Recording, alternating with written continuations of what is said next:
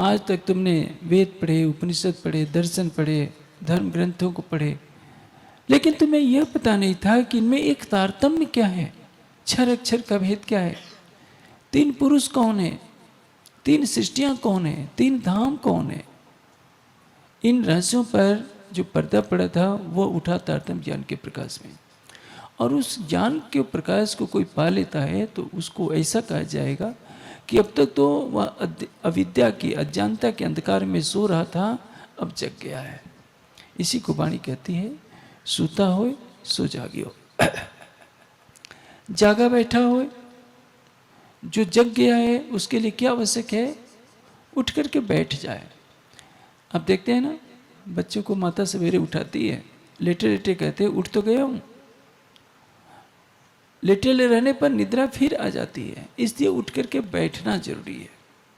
उठना क्या है, उठकर बैठने का तात्पर्य क्या है,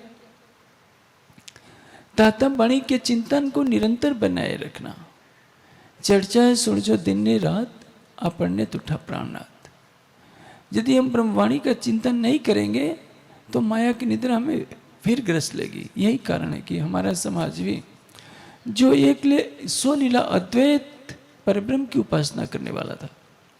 देखिए काल माया के ब्रह्मांड में क्या है, त्रैत का ब्रह्मांड है, इसको द्वैत भी कहते थे। वेद के विद्वान तीन अनादि वस्तुओं को मानते हैं, जीव को, ब्रह्म को और प्रकृति को। लेकिन तारतम्य ज्ञान के प्रकाश में देखेंगे तो क्या होगा, यहाँ द्वैत मंडल है, अद्वैत ब्रह्म नहीं है। जीव की लीला है और प्रकृति माया की लीला है, दोनों ही स्वप्न में ही है। आदि नारायण के स्वप्न में जीव का प्रकटन होता है और आदि नारायण के स्वप्न में इस कार्य रूप जगत का निर्माण होता है। इसीलिए तो कहा कि ईशावास्यम इदम सर्वम, ये सारा जगत क्या है, परमात्मा की सत्ता से आच्छादित है। जब तक परमात्मा की संकल्प शक्ति प्रवेश नहीं करती तब तक प्रकृति सोई रहती है, उसके परमाणु स्वप्न अवस्था में होते थे, निद्रित अवस्था में क्रियाहीन होते हैं। जैसे ही ब्रह्म का संकल्प होता है सृष्टि बने, उसी क्षण परमाणुओं में विक्षोभ होता है, साम्यावस्था भंग होती है, गैलेक्सियां बनने लगती हैं, तरह तरह के लोक लोकांतर बन जाते हैं, प्राणियों की उत्पत्ति होती है और परमात्मा की महिमा इस सृष्टि के द्वारा फैलती है।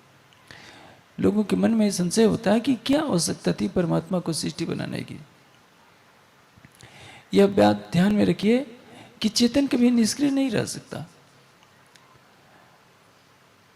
जब इस सृष्टि के प्रत्येक कण में कंपन हो रहा है तो चेतन से आप कैसे अपेक्षा कर सकते हैं क्यों निष्क्रियता रहेगी।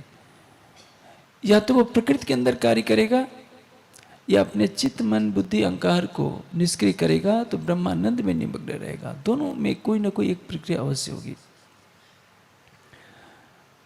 और जिन्होंने इस सृष्टि के रहस्य को जाना वे जानते हैं कि क्षर और अक्षर से परे उत्तम पुरुष एक अक्षरातीत है, और जो इस रहस्य को नहीं जानते इसी में भटकते रहते हैं। तो सारा संसार क्या है, अविद्या के अंधकार में भटक रहा है। संसार को यह बताने वाला कोई नहीं है कि वेद उपनिषद दर्शन सबका एक लक्ष्य है, एक अविनाशी ब्रह्म की उपासना करना।